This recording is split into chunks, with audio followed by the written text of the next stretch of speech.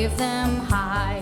Red and yellow and pink and green, purple and orange and blue. Hi everyone, welcome to the Red Elephant Art Club. Today we're going to finish up our bird project that we did, and it's all going to be inspired by this book here, What Makes It Rain. It's springtime. We're really enjoying all the nice weather and the rain that we've had so much. This is a really fun Osborne book, and it's more like to get them to talk to you because it asks a lot of questions. And then it has these little flipped up little areas right here that tells the answer. So it's not really a storybook. It's more getting the kids to talk to you and to learn more about why it rains. I think you'll really enjoy it. So I will get back with you in just a few minutes to tell you all the supplies you're going to need for this project. Okay, see you back in a minute. Everyone, I wanted you to see this.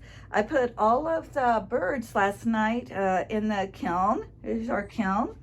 And here this morning, I can still feel it's pretty hot, so I have to wait. Oh, look like that one might have cracked a little bit. Darn. Okay, but they're all in here. And no worries about the crack. We'll fill that in with some paint and it'll seal that right up. But I have to let this, open the door up here, let it cool down. And once they're cool, I'll take them all out and I'll show you how to paint them. Okay. See you back in a minute.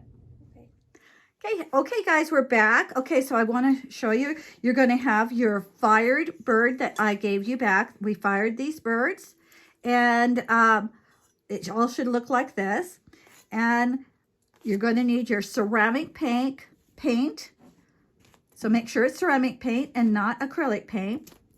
You're also going to, all the kids are going to need paintbrushes. They're going to need some water. You might want to have some paper towels handy. And then we're going to get started, and that's all you're going to need. So you just need to have decide what colors the kids want to use. Okay, as you gather those supplies up, I'll be right back with you. Okay. Okay, everyone. Okay, so before we get started, I want to go over a couple things with you. When you use ceramic paint, you have to put 3 layers of paint on. And if you put it on too thick, the paint might crack. So you want like 3 even layers of paint. And you also, if they paint it and the paint is still wet and they try to put another layer of paint on, it could rub some of the paint off. So you want them to paint it, let it dry for a couple minutes, and then do another layer, and then again another layer. I'm just going to show you this one here. One of my grandkids did this, and this is what will happen if they don't put enough paint on. You can see that it just let me get this light. When it goes in the kiln and gets fired, some of the paint just comes off. Even though it looks like it's completely painted, it will burn off. So that's the reason why it's important to have 3 layers of paint. Like this one here, I think my little grandson Henry did this one, and he put a really nice even coat of paint on this, and this is the way it should look when it's done firing. All right. Okay, so we're going to get started. I believe I bought you all some ceramic paint. And mine has been sitting around for a long time, and Abigail's helping me here today. We looked through it, and a lot of mine has dried out. So be sure that after you are done using the paint, that you close the lids on it very tightly, or it will get dried off and it'd be very hard. I guess you could probably try to recover it by adding some water. But like, for instance, this one is very thick.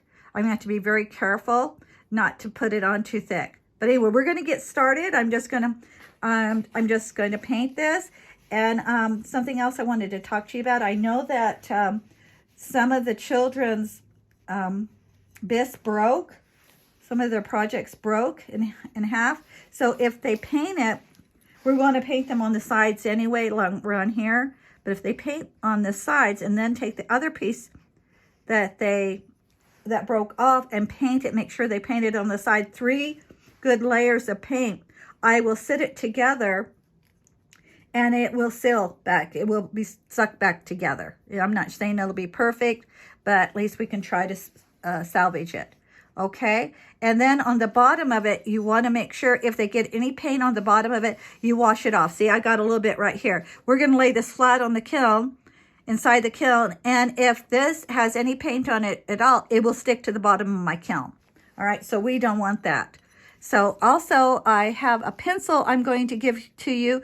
It's a special kind of pencil, and you can write the children's name on the back, and it will not fire off. You just try to use a regular pencil, it just burns right off. So it doesn't stay.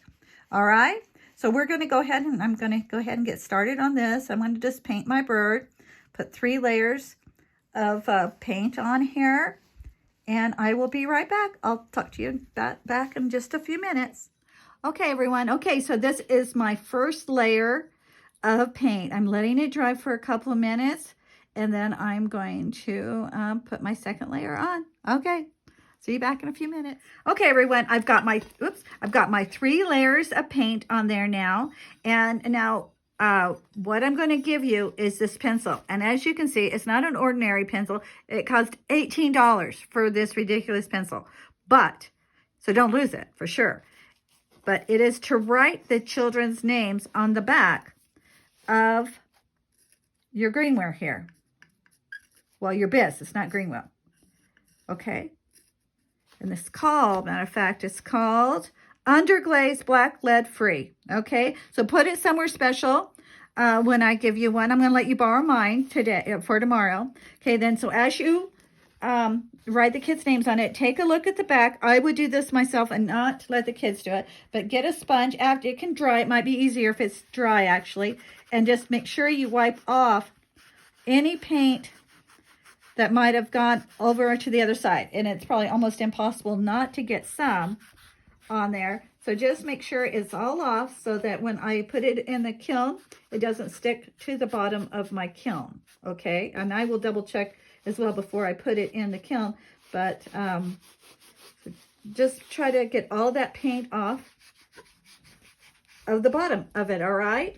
Before you give them back to me. And this probably will need to dry for 1 week. At least 3 days, 3 days to a week, so that we know that it's bone dry. It has to be bone dry before I put it in the kiln. Okay, and then of course once I put it in the kiln, it takes only about 6 hours for it to fire, and then they will be ready to hang up. And I think they're all going to turn out wonderful. I'm excited to see all yours. So that is the end of our ceramic project. We will be doing more ceramic projects next year. So this is a nice, good start to learn how to do it. All right, everyone, have fun, and thanks for watching. Please give us a thumbs up, make a comment down below, and subscribe. See you later. Bye.